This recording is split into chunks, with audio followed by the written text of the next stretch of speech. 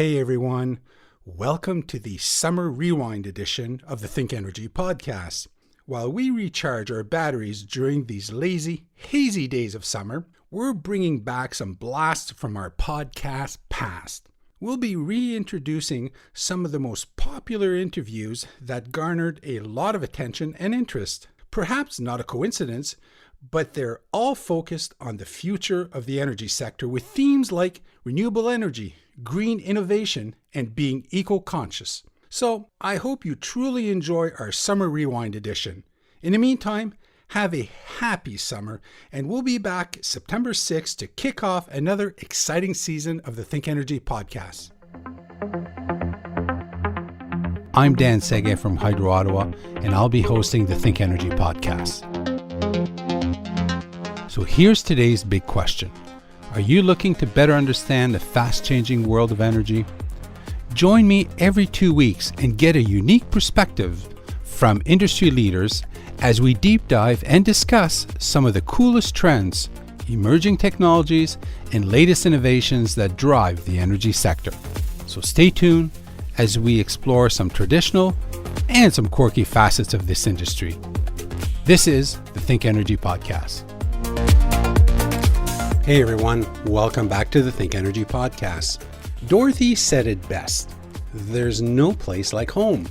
Now, if The Wizard of Oz was remade for the 21st century, Dorothy might now declare there's no place like a net zero home. And she'd be right.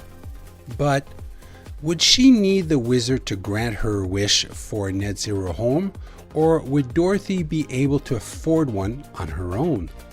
On today's podcast, we're going to talk about the 111 million tons of greenhouse gas emissions that Canada homes and buildings release into the atmosphere every year. And we're also going to talk about how net zero homes and buildings are combating climate change from foundations to rooftops with each new build. Designed and constructed to produce at least as much energy as they consume, net zero home buildings are up to 80% more energy efficient than typical new homes. The key difference is that a net zero home uses renewable energy to produce the energy it consumes. With a growing demand from energy-conscious house hunters looking to make their environmentally responsible choice for one of their biggest life purchases, what do they need to know about purchasing a net zero home? Who are the builders? What impact will a net zero home have on the purchase price? On their future energy bills?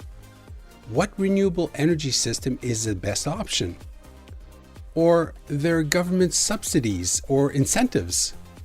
In short, how can more and more Canadians take advantage of living greener and more energy efficient? So let's get going with today's big question.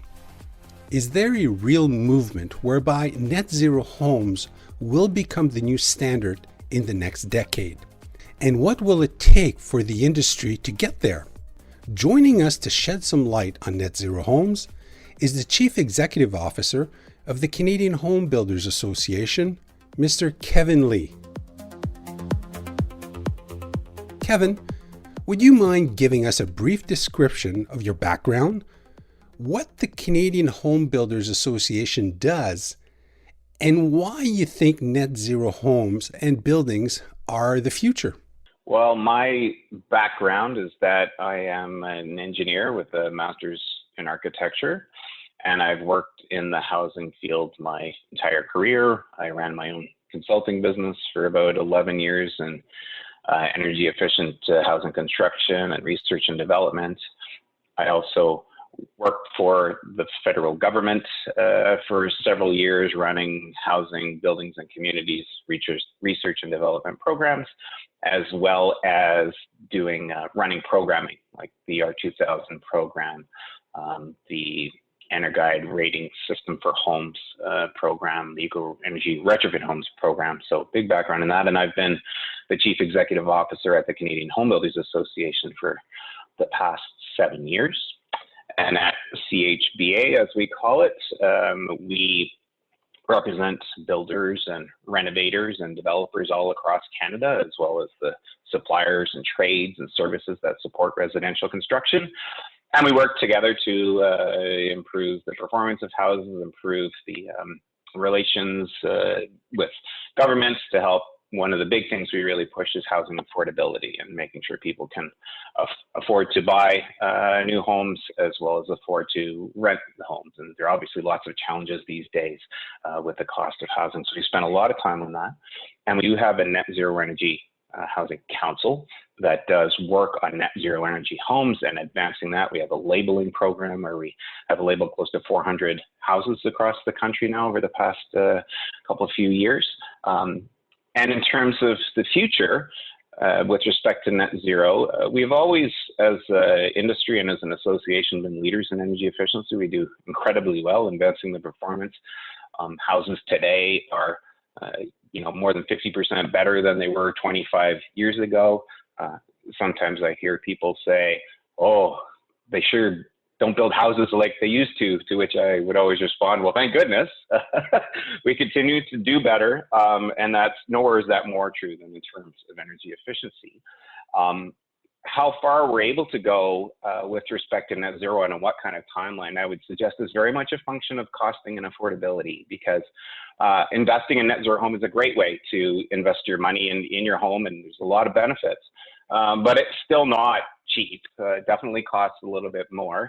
And when it comes to regulations, we're always trying to think about affordability. So from the association perspective, we're always trying to say, okay, well, yes, we want to make homes better, but we also want to make sure people can still afford to buy them. So let's find the most cost-effective ways and cost-efficient ways. And let's try not, especially this day and age when we build such good new houses, how do we make sure that we don't increase the cost of houses with every code change that we make? Okay, Kevin, what's the difference between a green home and a net zero home?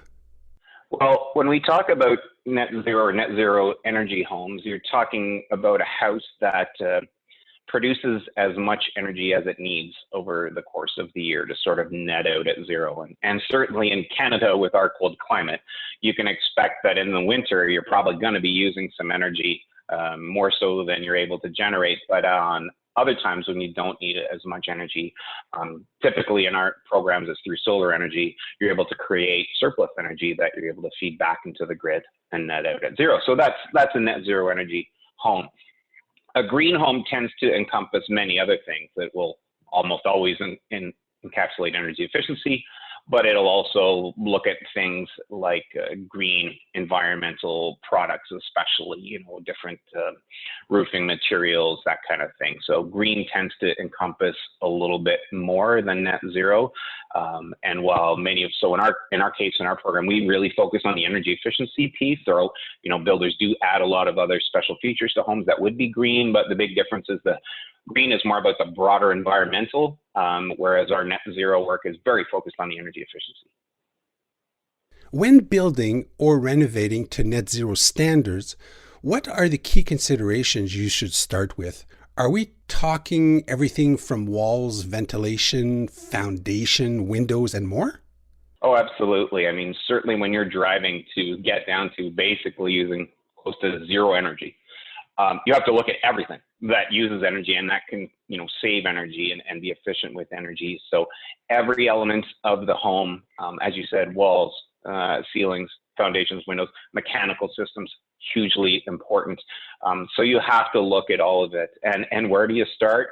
Well, frankly, if you're a home buyer, you start by looking for a builder with the experience and know-how to do this. And even through our programs, and we use the EnerGuide rating system, which is a Government of Canada system and label for measuring the energy performance of homes. And there are energy advisors that are certified by the Government of Canada to do that. And we provide those energy advisors additional training to work with our builders to be experts in getting all the way to net zero. So they're sort of recognized through our program through additional training and education. So really, as a home buyer or a homeowner, because we now have a retrofit program as well for renovating houses to get to this level, really it's finding the right finding the right contractor, home builder. You can look at chba.ca and you can find a list of our renovators and our home builders that are certified. They know what they're doing, and they're working very closely with an energy advisor who works on the design, because like I said, when you're trying to get to net zero, you're talking about squeezing every ounce of energy you can out of that house, and it's every element. So it's not so much that you start one place, you look at everything. You touched on this earlier, but wondering if you could further demystify for me, how does a net zero home produce as much energy, clean, renewable energy, as it consumes? Yeah, well, and I did touch on that earlier, so I'll go back to that. And the idea is that, again, especially in Canada, it's a little bit tricky. When it's very cold, you're going to have to use some energy. Typically in our program, the renewable energy that is used is photovoltaics, or solar panels on the roof generating electricity. But when it's really cold, you're probably not going to be able to generate enough energy to meet the entire heating load of the home, as well as all the other loads that are going on, ventilation. We plug a lot of things into, we're charging a lot of cell phones and all these other things these days. It's pretty heavy, what we call base load these days as well. So what you're trying to do is make sure that as you look at the course of the whole year, you're producing as much energy as you need. Sometimes you might be producing surplus energy. Sometimes you might be using a little bit more energy than your system can produce, but overall you net out at zero through the course of the year. Okay, Kevin. Wondering if you could dispel any myth around the cost associated to building a standard home compared to a net zero home. Is it significantly more to be net zero? I think probably the biggest cost myth would be if somebody said it doesn't cost anything, because it definitely, we're talking about, different technologies. You're talking about things like moving from standard double pane windows to triple pane windows. You're talking about being more insulation in walls, sometimes building, fatter walls and using, more lumber or whatever your material is to build more. So there's definitely an additional cost. Some of that cost is defrayed by your energy savings, which is great over time. And so it really varies. It depends on your climate. It depends on the size of your home. It depends on the design of your home and those design features. Some people like to have lots of windows. Probably we all love having lots of windows. Windows are actually one of the more expensive things, though, and they also tend to be a bit of a heat loss. So if you have lots of windows, you might have to spend other money in other places. So is it more expensive? Yeah, absolutely it is. It's part of the reason why we say before we get this into regulation, we want to make sure we continue with our research and innovation and costing to bring those prices down. And then when it comes to how much more is it going to be, it also depends on what's the baseline construction standard of your builder. Some builders build the code, there are energy efficiency measures in the building code, and that's still a very good home.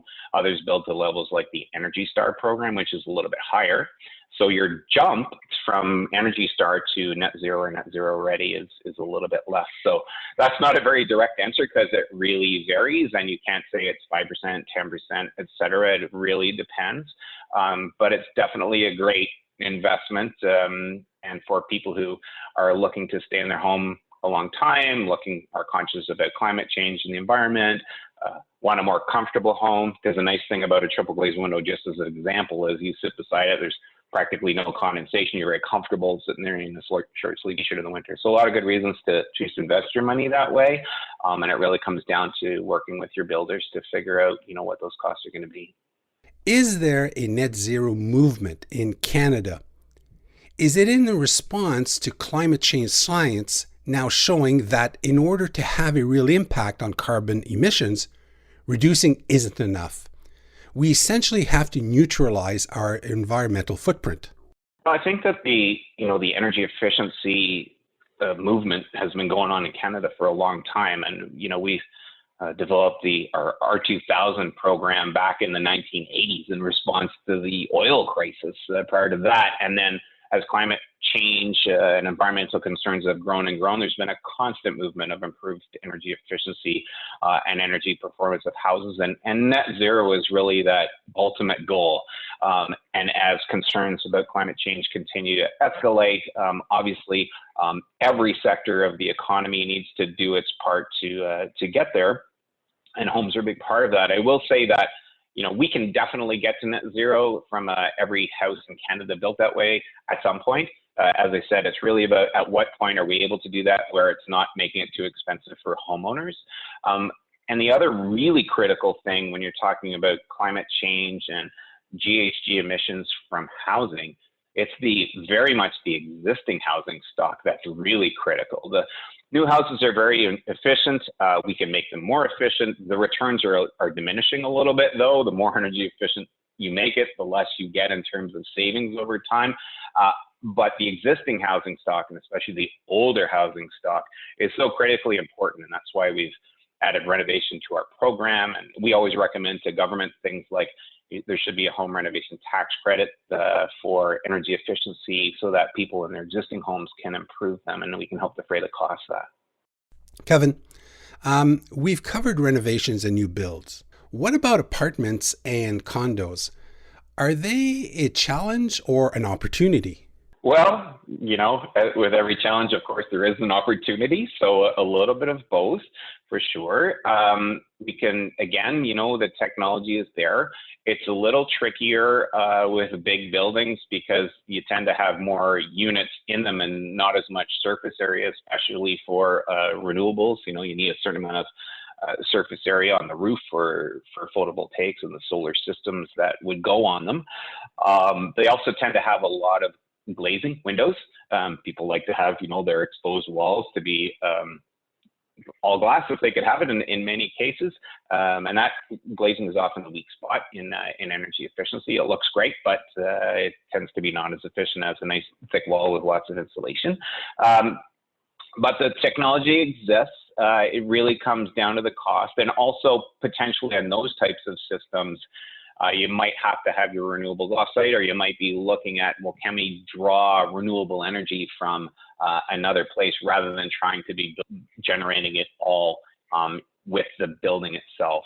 And frankly, we also think that that's a big part of, as we look down the road to the future for net zero homes, should every house be generating its own, or will it make more sense and will it be more effective for there to be more community systems that generate the renewables, and you don't have to have it on your individual unit, on your individual home, it could be nearby. So the power generation or renewable power generation is also going to be a big part, we think, of the future as we move towards sort of a net zero economy at large. You've alluded to this earlier. There's a variety of home energy performance standards to make homes more energy efficient. Are you able to expand on the Canadian Home Builders Association Net Zero Home Labeling Program? How are those standards baselined? Well, when we set out to develop our program, we wanted to go with sort of tried, tested, and true rating system. And so, as I mentioned, we base our program on the Government of Canada's EnerGuide rating system. That system has labeled over 1 million homes in Canada. It's backed by the Government of Canada. There are energy advisors trained and certified by the Government of Canada. So that we feel like that is the system to use. The Energy Star program uses it as well. The R2000 program uses it as well. So the EnerGuide rating system is sort of the point system that grades how much energy you use. And then the programs like Energy Star and our Net Zero label are points on that scale, if you will, that you're trying to achieve to show a certain level of energy efficiency. And this is the kind of thing that was also used through the Eco Energy Retrofit Homes program, a grant program run by the government. That through that program, over 600,000 homes were renovated, and each one of those got an EnerGuide label, as well as the nice thing about the existing home side of things and that renovation path is the EnerGuide label also provides the homeowner a full report on where they can go with their house to make it energy efficient. So you kind of get this pathway, which we think is really important, because you can't always afford to do everything on a renovation at the same time, but the EnerGuide system allows you to plan over a few years to do maybe you're doing your windows this year, you're doing insulation in the basement and the ceiling the next, you're going to replace your furnace in 3 years, whatever the case may be, but you can sort of see that pathway laid out. So we really feel like the EnerGuide rating system is super important. We also think that it should be the rating system for every home in Canada and every program. I often use the analogy, boy, if we have all different rating systems for nutrition labels, it would be very difficult. Imagine if you went to buy mushrooms off the shelf at the grocery store and you pick up 2 cans and it's 2 different energy labels and you can't compare. You wouldn't know which one to buy. And so we're big proponents of saying, let's use the Energuide rating system. It's the government of Canada. Let's get that on for all programs so that everybody can compare. And what we need to improve in Canada is energy literacy for consumers. It's hard sometimes. It's an invisible thing, energy efficiency. So good labeling and information would help everybody make good decisions. Okay, time to dust off your crystal ball. What are some of the emergent technologies, innovations that hold much promise for the future of an energy efficient and a net zero home? What's exciting you right now in the industry? Well, I think, what's exciting is that we have within our membership leaders in the industry all across the country that are working together to find the solutions. And the interesting thing about a home is it's builders putting together all of these different technologies and making choices and using energy advisors to help them and make those choices. So I think what's exciting is that everybody's working together, and we're also working together to innovate and also identify to manufacturers what are the next things we need, especially to make the energy efficiency componentry even less expensive so it can be more readily available to everyone. And so whether you're looking at, one of the most important things in energy efficiency is air tightness and air sealing to avoid air leakage. And there's some great new technologies coming in to help make that easier, because it's one of the most important things and also one of the most complicated things. Think about every penetration, if you will, in the house, whether it's your cable guy or your venting for gas appliances, or there's always lots of things poking in and out of what we call the building envelope, as well as it's hard at floor wall intersections and wall to ceiling intersections. Anyway, there's some very interesting technology coming out for air sealing. Another thing that's very interesting is net zero energy homes. You sometimes joke you can heat them with a candle. So you need very little energy. And interestingly, our heating systems and even our cooling systems are built for bigger loads. They're built for bigger houses, or even a house the same size that uses more energy. So optimizing our mechanical systems for really small loads becomes very important, as does then the distribution of that air around the home to make sure that the temperatures are always balanced. And then there's also the opportunity to integrate ventilation more smartly into those sort of combination systems. Things that we still need to do, and would be great to find solutions for in research and development. If we want to pack more insulation in the walls, we really need to have more effective R values, as they're called. Like basically, we've sort of hit a limit right now on how much insulation we can put in a wall, and then you have to build a fatter wall. But building a fatter wall becomes more expensive. It'd be really great if, let's say, within a standard 2x6 wall, you could put insulation of still what ends up being 5.5 inches, but it had what we call much higher R values. So you didn't have to build a thicker wall. You could just put better insulation inside.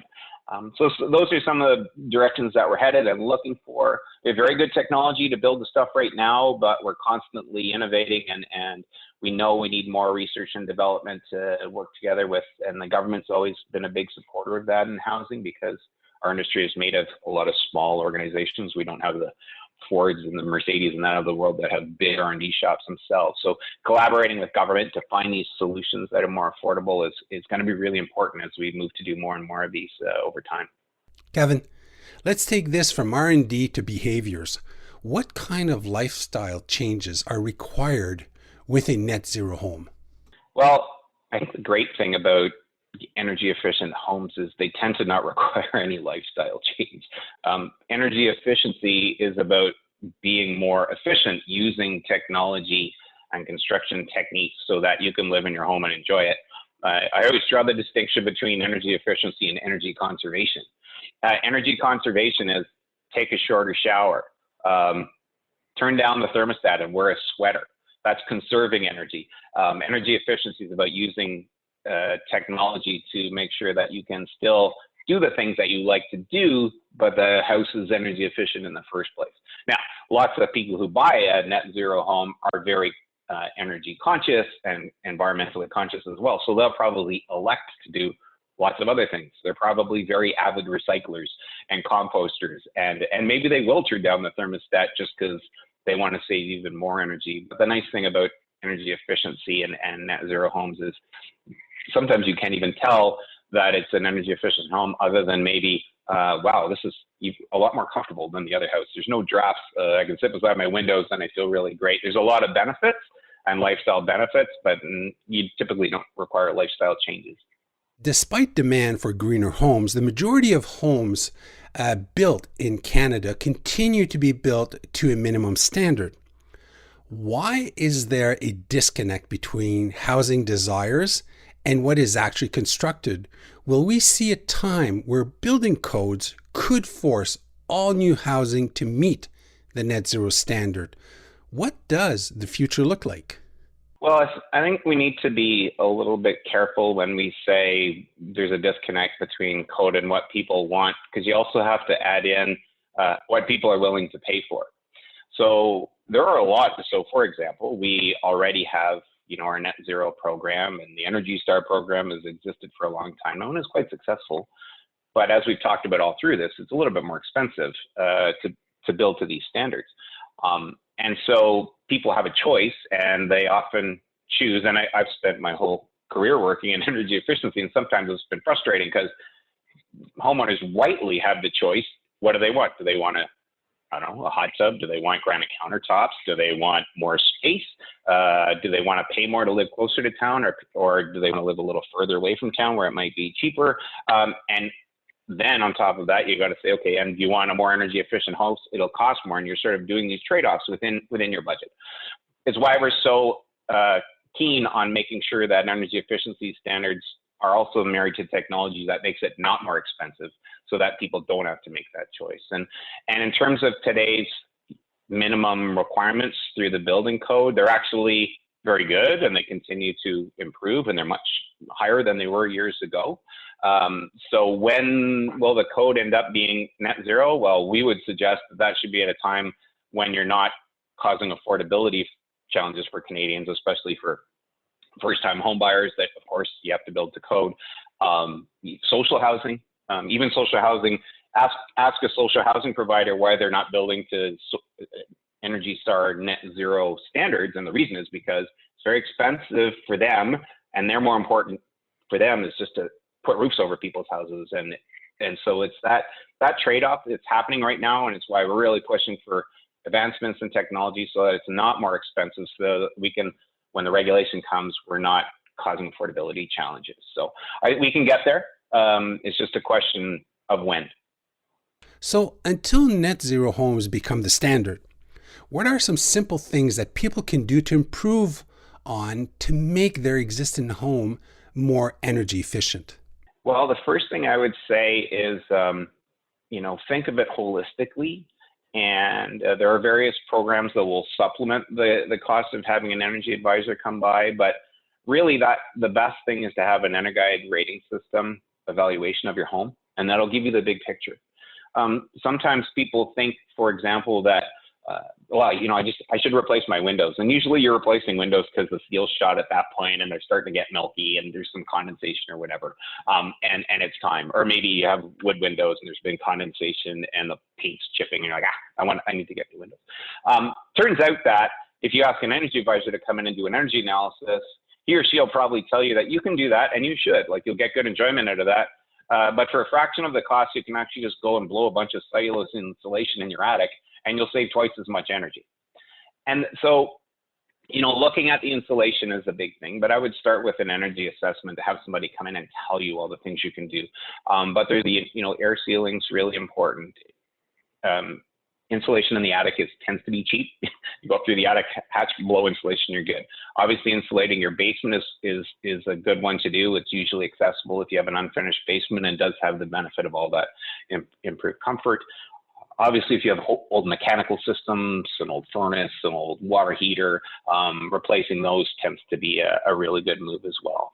So there's lots we can do, lots we need to do over time to help this. We're hoping through economic recovery that hopefully we're going to get into very well over the next little while, that the government steps forward and helps a little bit with what we're recommending would be a tax credit that really incents people to do this. And the other thing I have to say is, when you go to do this stuff, hire a reputable contractor. It's not worth getting the cash guy to do a side job, ladder off the back of a truck, save a few bucks. There are so many risks.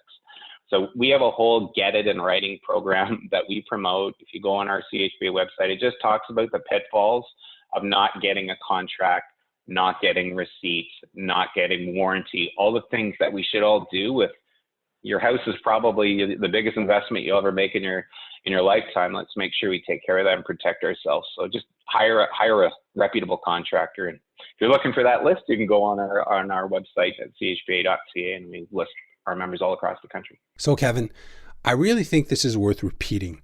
Where can folks learn more about net zero homes and find a list of builders in their region? Yeah, absolutely. Well, so we are the Canadian Home Builders Association, and our acronym is CHBA. So if you go to chba.ca, or frankly, if you just Google net zero in Canada, we'll pop up on your Google search pretty much at the top. And on our website, there's all the information. There's information about buying a new home. There's information about renovating a home and making smart choices. And there's information about our net zero program and a full list of all of the builders that we recognize through our program all across Canada. So you can find a builder in your region that would be more than happy to work with you. And more so renovators as well that could help you get on your pathway to getting to net zero. How about we close off with some rapid fire questions? What is the one thing you can't live without? I think it's music. I love music. I'm a bit of a musician, so let's go with that. What is something that challenges you? Trying to change the world in positive ways, and it's fun to work on that every day. It's a never-ending challenge for all of us, but trying to make good, solid contributions so we have a better world and a better Canada is a big challenge, and something I love doing. If you could have one superpower, what would it be? It would be to slow time. I don't have enough time to get everything done. So I would be able to just freeze time, get a bunch of things done, and then turn time moving forward again. That would be great. Even for doing hobbies. I don't have enough time to read. I'd love to stop time and read a couple of chapters every once in a while. If you could turn back time and talk to your 18-year-old self, what would you tell him? Well, I would tell him the same thing that I'm telling my kids, which is, do the best at everything that you do. Just put in the hard work. It will always pay off, even if you think it won't. Even if you're working on something that you don't enjoy, get it done, do a good job on it. And you'll be surprised down the road when, even if it's, wow, I hated doing that, I never want to do that again. Well, you'll learn that you did a good job. Work hard and put in the effort and have fun while you're doing it. Find the fun in everything. What do you currently find most interesting in your sector? The most interesting thing in our sector right now, I think, is the challenges that we're facing with affordability and trying to make sure young Canadians and new Canadians can afford their homes. We have a lot of things that are driving up the prices of new homes, and mortgages and mortgage rules have been tightening, making it even more challenging. So finding that right solution that will really help people become homeowners and get into it, while we also are continuing to try and improve all homes. We've spent this whole time talking about energy efficiency, but we want to make sure it doesn't cost more so people can afford homes. That whole affordability challenge, which our members are working on all the time, I think is the most interesting and the most challenging, but a huge opportunity, because we know almost every Canadian either owns their home, but 2/3 of Canadians own their home, and most renters wish they could and hope they will one day, so helping to achieve Canadians' dreams, I think is a huge opportunity and a huge challenge that we're all working on. Well, Kevin, we've reached the end of another episode of the ThinkEnergy podcast. Last question for you. How can our listeners learn more about your association? How can they connect? Yeah, definitely check out our website at chba.ca. All the information is there. We are also structured as an association with provincial and local associations as part of our organization.